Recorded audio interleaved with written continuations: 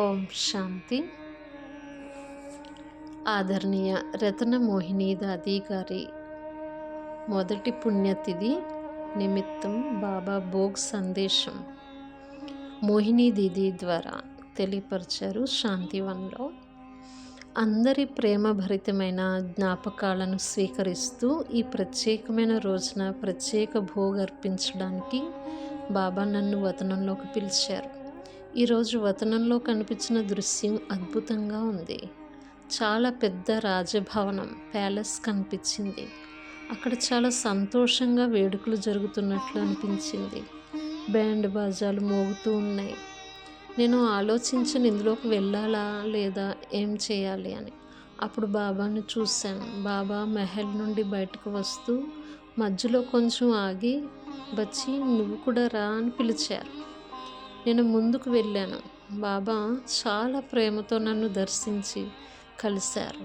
కొంతసేపటి తర్వాత బాబా చెప్పారు, ఈరోజు వతనంలో ఈ మెహల్ చూసి నీకు ఆశ్చర్యంగా ఉందా?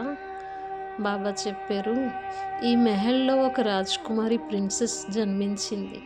నేను ఆశ్చర్యపోయాను. ఆ రాజకుమారి రూపంలో మా దాది రతన మోహిని గారిని చూశాను. ఎంతో అందంగా ఎంతో రాజసంగా కనిపించారు. నేను ఆశ్చర్యంగా ఉన్నాను. అప్పుడు బాబా చెప్పారు, ప్రస్తుతం ఒక ట్రాన్సిషన్ జరుగుతోంది, మార్పు దశ. కేవలం దాది మాత్రమే కాదు, మరెన్నో ఆత్మలు అడ్వాన్స్ పార్టీకి వెళ్తున్నాయి. ఇది సత్యుగ ప్రపంచం కోసం సిద్ధతలో భాగం. కానీ ఇప్పుడు ఆకస్మికంగా వెళుతున్న ఆత్మలు రాయల్ ఫ్యామిలీలో తమ పాత్రని ప్రారంభిస్తున్నాయి. బాబా చెప్పారు, వచ్చి పిల్లలు మీరంతా పరిస్థాలుగా అవ్వాలి, కానీ మీరు రాయల్ ఫ్యామిలీ సభ్యులు కూడా.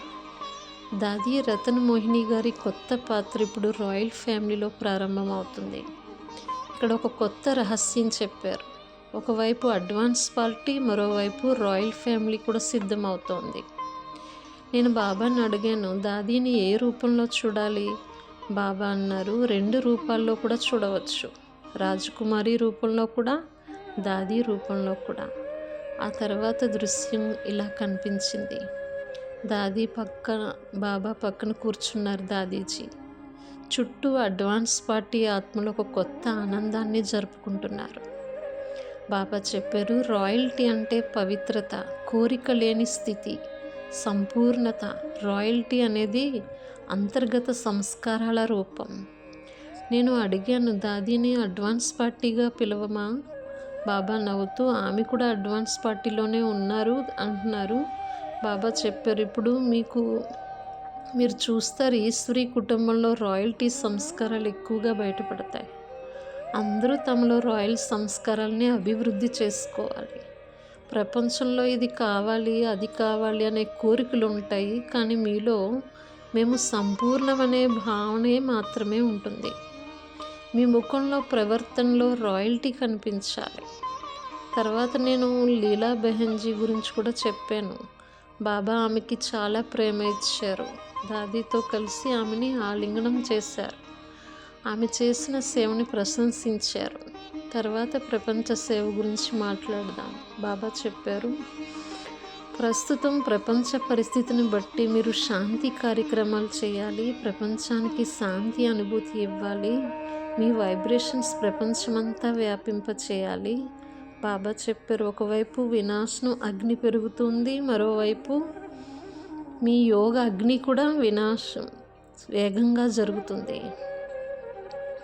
పెరుగుతుంది, కానీ ఇంకా పెరగాలి. కానీ మీ యోగ శక్తి ద్వారా శాంతి ప్రభావం ప్రపంచానికి చేరాలి.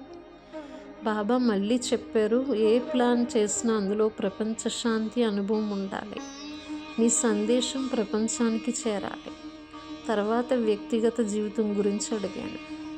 బాబా చెప్పారు, సమేట్నేక శక్తి అంటే సంక్షిప్తం చేయండి, విస్తారాన్ని సారంలో ఇముడ్చుకోవడం, మరియు సఫలం చేయండి.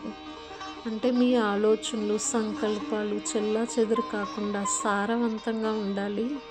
సమయాన్ని శక్తిని సఫలీకృతంగా ఉపయోగించాలి సమర్థంగా.